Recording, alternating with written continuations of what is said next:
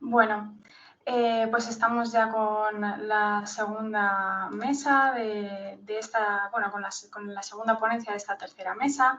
En este caso, el ponente, que yo creo que también le conocéis todos, es Lando Martínez Peña, catedrático de la Universidad de Juan Carlos, actual profesor, también director del máster en ludificación, aprendizaje basado en juegos y juegos serios, también de esta universidad. Ya le conocéis porque habéis jugado seguramente con él, habéis conocido seguramente algunos juegos de los que he hablado en otras ponencias, y ahora va a hablarnos sobre los juegos serios aplicados a las relaciones internacionales, cuando quieras. Muchas gracias a todos los que estáis pasando la tarde con nosotros. Yo quería hacer una ponencia en contra de las que solemos hacer en Historia del Derecho, que sea totalmente práctica. Práctica en un triple sentido, es decir, contaros las cosas que hacemos, contaros las cosas que hemos hecho mal y contaros las cosas que hemos aprendido haciendo cosas y haciéndolas mal. Entonces, esas serían un poco las tres patas de la charla. Lo que voy a referenciaros, lo que voy a contaros es un poco los diferentes modelos de juego serio que a lo largo de los últimos 11 años hemos ido utilizando en la asignatura de Historia de las Relaciones Internacionales. Y ir viendo primero sus características básicas y, en segundo lugar, qué errores hemos detectado de implementarlos en un entorno real de docencia. Y en base a esa experiencia, sintetizar en una última diapositiva 8 o 9 consejos que mejor si el que quiera hacer alguna actividad de este tipo escarmiente en cabeza ajena que haber pasado el proceso de ensayo y error por el que hemos pasado nosotros. El primer intento de llevar un juego serio a la asignatura de Historia de las Relaciones Internacionales lo llevamos a cabo con el juego que denominamos Razón y Pólvora. Y era un juego que recreaba las relaciones internacionales en el siglo XVIII. El grupo en el que lo implementamos era de 100 alumnos. Se dividieron en 9 equipos que representaban cada una de las principales potencias de aquel momento histórico, desde las más poderosas, que en líneas generales eran Francia, el Reino Unido y Rusia, hasta potencias como el Imperio Otomano o Prusia o una España ya en decadencia. La dinámica, el juego, contaba con 3 mapas divididos en zonas, al estilo del Risk, por simplificarlo mucho. Uno que representaba América del Norte, Centroamérica y la parte norte de América del Sur, otro que representaba Europa y un tercero que representaba el subcontinente indio y el sudeste asiático. Básicamente, los escenarios clave del enfrentamiento entre las potencias europeas y el Imperio Otomano en ese siglo XVIII. Gran parte de las mecánicas, gran parte de las dinámicas y gran parte de las reglas que generaban esas mecánicas y esas dinámicas estaban centradas en aspectos militares. Cada potencia tenía diferentes tipos de tropas: infantería, caballería y artillería, también flotas. Esas tropas tenían diferentes grados de entrenamiento, diferentes grados de experiencia. Había reglas sobre cómo movilizar los ejércitos, sobre cómo moverlos, reglas sobre cómo influían las fortalezas. Es decir, dentro de un juego que no podía entrar mucho en detalle, el esfuerzo en lo poco que se detallaba estaba puesto en las cuestiones militares. Se implementó a lo largo de un curso y los principales errores que vimos en ese desarrollo son los siguientes. Los grupos eran demasiado grandes, 9 grupos para más de 100 alumnos. Eso hace que el tamaño oscilara entre los 11 y los 12 alumnos por grupo. Los grupos grandes plantean un problema y es el modo en que diluyen la responsabilidad de cada alumno, generando dos efectos. Por un lado, el efecto de que es fácil enmascarar "no he trabajado nada" detrás del trabajo de los demás, y luego también se genera un efecto en el que, donde muchas personas podrían asumir la responsabilidad, se tiende a que nadie la asuma, aunque parezca contraintuitivo. En segundo lugar, la sobrerepresentación de la guerra en las reglas y la libertad para declararla sin ningún tipo de cortapisa generaba un efecto en el que prácticamente cualquier discrepancia, cualquier disensión, cualquier conflicto de intereses acababa generando una guerra sobre el juego. Básicamente lo que hicimos fue repartir 12 tipos distintos de martillos a los alumnos, y lo que los alumnos hicieron fue asumir todo problema como un clavo. Es decir, tú ves la herramienta que tienes y con eso es como tratas de solucionar los problemas. En tercer lugar, el movimiento de tropas, sobre todo, pero también de bienes, de diplomáticos y demás, sobre casillas, centraba mucho la atención de los alumnos. Casi todas las consultas eran sobre mecánicas de movimiento y no sobre las cuestiones que nos interesaba acentuar en una dinámica educativa sobre historia de las relaciones internacionales. No preguntaba ni por qué este evento afecta a los franceses, sino por qué no puedo mover de la casilla A a la casilla B, generando una especie de efecto parchís más que de juego educativo. Y por último, el número de órdenes era ilimitado, lo que llevaba a eliminar casi por completo los dilemas de elección de los jugadores. Evolucionamos esta dinámica a un segundo modelo, el que denominamos plata o pólvora, en un guiño a la serie Narcos, y que recrea la Europa del año 1600, siguiendo básicamente las 2 décadas previas al estallido de la Guerra de los 30 años. Igualmente fue una dinámica para 100 alumnos, esta vez divididos en 20 potencias en vez de en 9, en la que se abstraían las mecánicas de resolución de la guerra y en la que se establecía un número de órdenes por turno limitado, variable porque podían adquirir nuevas órdenes según su posición en rankings como el de estabilidad o el de prosperidad, pero siempre tenían un número limitado. De esta segunda dinámica, los principales hándicaps que se pusieron de manifiesto en su uso fue el efecto pernicioso que ejercía la utilización del azar en la resolución de batallas. Esto que resulta divertido en un juego, lanzar un dado y ver si gano o pierdo, o que eso se sume a otra serie de factores como mis tropas, su experiencia, su posición, su general y demás, en una actividad académica que tiene un impacto sobre la evaluación académica, prestaba a veces una excusa y a veces una razón justificada a los alumnos para achacar todas sus desgracias a este azar. A veces era verdad, has tenido mala suerte, eso es un mecanismo que ocurre en la resolución de batalla real, pero otras muchas brindaba un escape tras el cual parapetarse frente a cosas que he hecho mal. Entonces, yo he sacado mal resultado, he sacado mala nota porque he tenido mala suerte en las tiradas de batalla. Algo parecido ocurría con la aleatoriedad de los eventos. Desarrollamos 620 eventos históricos y los aleatorizamos, de manera que a lo largo de los 10 turnos de dinámica aparecían 250 de esos eventos.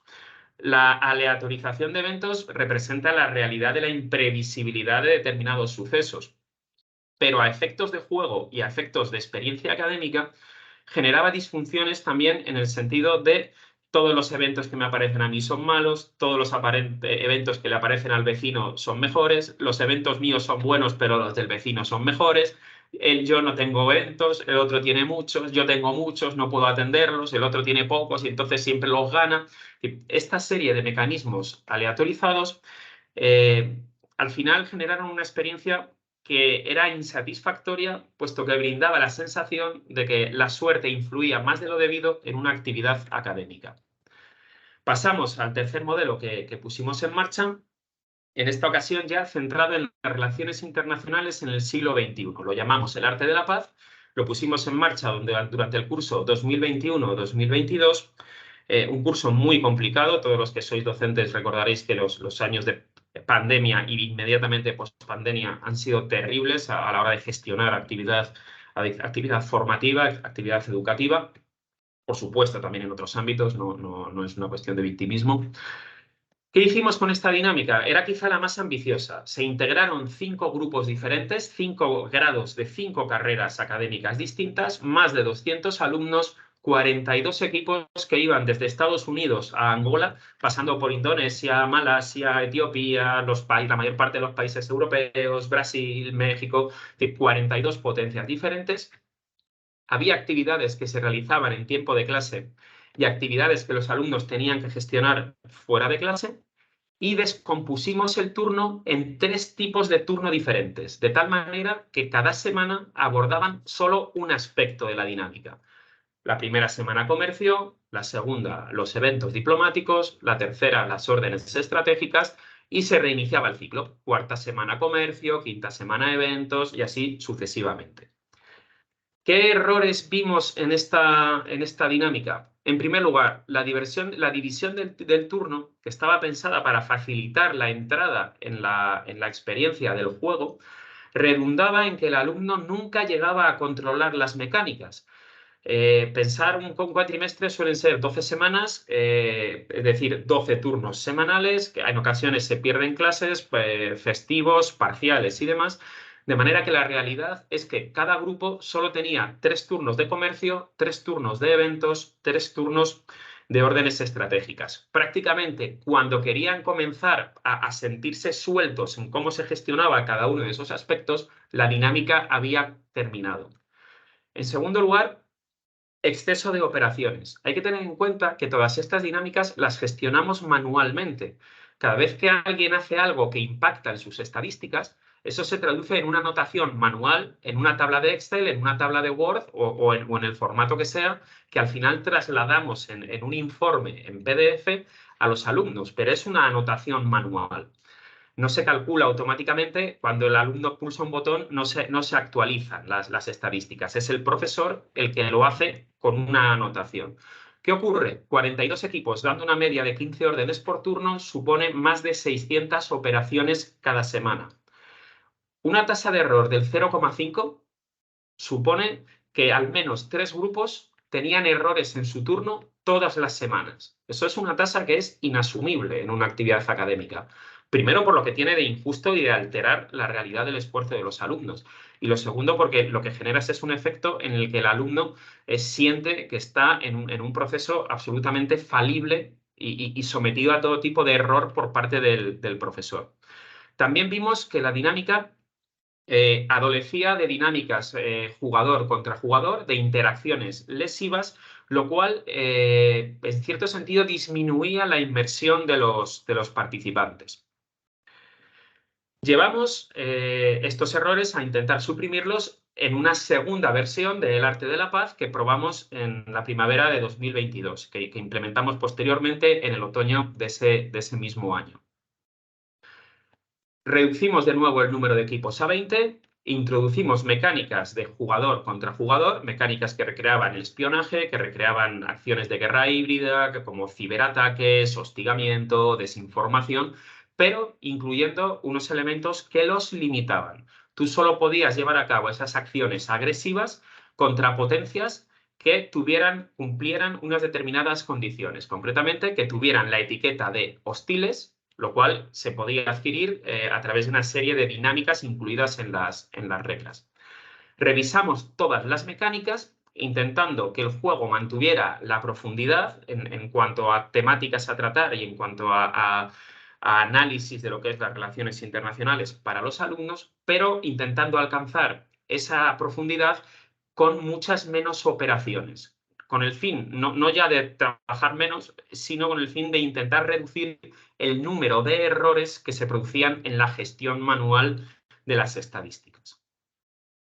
¿Qué vimos en esa implementación? Que teníamos acciones que eran ineficientes, que los alumnos nunca utilizaban porque siempre había una acción mejor. Este es un fenómeno conocidísimo en los juegos de rol, en los cuales el elfo acaba siempre disparando con el arco por muchas opciones que tenga y el enano acaba siempre golpeando con el hacha por muchas opciones que tenga, porque son las que le brindan la mayor eficacia, lo cual vuelve inútil cualquier otra regla para que puedan disparar con una onda o para que puedan utilizar una maza en vez de su arco o en vez de su hacha. Y por otra parte, esta dinámica incorporaba mecanismos de gestión de datos ocultos, como el espionaje. Eso aumentaba en un 50% el tiempo necesario para resolver cada turno. La explicación es muy sencilla y muy evidente una vez que te enfrentas a ella. Si no tienes datos ocultos, tú generas un único informe y envías un único mail, comunes ambos a todos los participantes. Si tienes datos ocultos, tienes que generar 20 informes diferentes, aunque sean iguales en un 90%. Ese 10% de datos ocultos ya te hace generar 20 informes diferentes que además tienes que mandar en 20 mails diferentes. Nosotros calculamos que sin datos ocultos tardábamos alrededor de 2 horas, 2 horas y media hacer la actualización del turno. Esta gestión de datos ocultos lo aumentaba en 45 minutos. 45 minutos sobre menos de 150. Es decir, es un aumento muy significativo. De todo esto, y con esto quiero cerrar también la ponencia, pasándome en apenas 2 minutos, espero. Hemos sacado o hemos aprendido una serie de lecciones, que es lo que me gustaría transmitir a cualquier persona que esté viendo esta charla. En primer lugar, si vas a gestionar manualmente la dinámica, si vas a actualizar las estadísticas en una tabla de Excel, en una tabla de Word, intenta reducir el número de operaciones, porque así reducirás el número de errores. E intenta reducir la escala de los valores. Operar con una escala de base 10 es más fácil que con una escala de base 100. Sumar 8 y 9 suele ser más fácil que sumar 82 y 79. Aunque en realidad te permite la misma granularidad, con lo cual la mayor parte de las veces no es necesario utilizar números altos. En segundo lugar, sopesa cuidadosamente si compensa utilizar datos ocultos, dado que en una dinámica, en un juego que gestiones manualmente, te va a suponer una carga de tiempo extra. Muchas veces puede merecer la pena y muchas veces puede ser inevitable. Si estamos haciendo un juego en el que la mitad de la clase son organizaciones terroristas y la otra mitad organizaciones policiales, no queda más remedio. Pero hay que sopesar si merece la pena el sobreesfuerzo con lo que aportan a la dinámica los datos ocultos. Comprueba la eficiencia de las acciones. Que no haya acciones que nunca se usan porque realmente siempre hay una acción que genera mejor resultado, los mismos beneficios con menor costo. Incentivar la interacción. Todo lo que haga que los alumnos se relacionen entre sí aumenta la inmersión. En el caso de una dinámica de relaciones internacionales, comerciar, negociar, la compraventa de armas, de petróleo, de energía, el intercambio de tratados, incluso la interacción lesiva aumenta la inmersión de los jugadores. En el caso de inmersiones lesivas, perdón, de interacciones lesivas, sí que creo que la lección que hemos aprendido nosotros es que hay que limitarla para que no se descontrole y también para que responda a la realidad. Es decir, normalmente las políticas agresivas entre potencias no suelen ser gratuitas, suele haber una razón detrás, por absurda que sea. Limita el tiempo que la actividad requiere fuera del aula. Dentro del aula es la mejor entre dos opciones. Entre que el profesor hable y que yo juegue con mis compañeros de clase es mucho mejor jugar. Pero fuera de clase es la peor opción posible. Entre tomarme una cerveza con mis colegas o pasear con mi pareja y tener que hacer la actividad de clase, se convierte en un elemento que de ser el mejor de los posibles pasa a ser el peor. Otro consejo es obliga a elegir.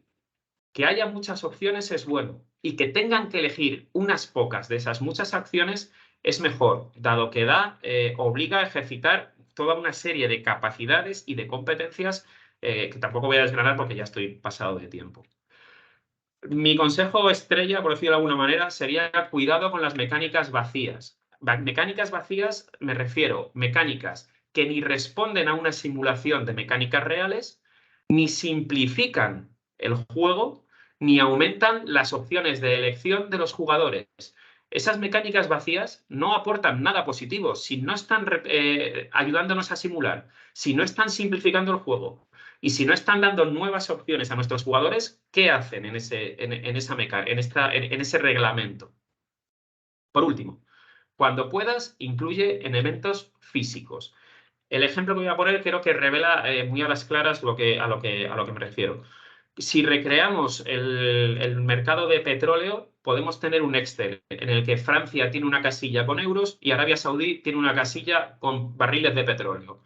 Y cuando hagan un negocio, disminuimos el número de barriles de petróleo de la casilla de Arabia, se lo aumentamos a la casilla de Francia, disminuimos la casilla de euros de Francia, aumentamos la casilla de euros de Arabia Saudí. Datos en un Excel o en una tabla de Word. Si hacemos cartas y le damos a Arabia Saudí 18 cartas de petróleo y a Francia 18 cartas,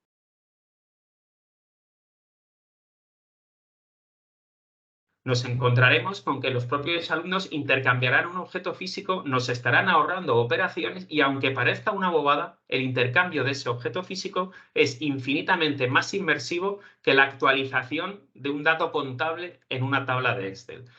Espero que a quien lo hayáis visto y oído os sirva para evitar alguno de estos errores que a nosotros pues, nos han costado muchas veces meses de experiencia educativa. Muchas gracias y salgo de la presentación.